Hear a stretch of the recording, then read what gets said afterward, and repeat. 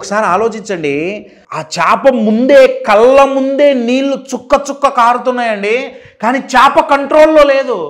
ఆ ట్యాప్ను ఆఫ్ చేయలేదు. చేపకు తెలుస్తుంది, అరే నేను ఇంకొద్ది సేపట్లో చచ్చిపోతాను, ఎందుకంటే నీళ్లు లీక్ అయిపోతున్నాయి.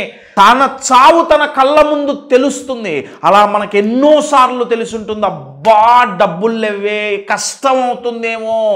కానీ చేపకి మనకి తేడా ఏంటంటే, ఆ సిచ్యువేషన్లో చేప అయితే ఏం చెయ్యలేదు. మనం చెయ్యొచ్చు, మీరు చెయ్యొచ్చు. ఏం చెయ్యాలి? సంపాదన మొదలు పెట్టాలి.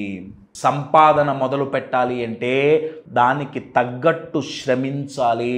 కశ్యప్, మేము శ్రమిస్తున్నాం, సరిపోవట్లేదు. సరిపోకపోతే ఇంకా శ్రమించాల్సిందే. డబ్బు లేని జీవితం, నీళ్లు లేని చేప, రెండూ ఒకటే.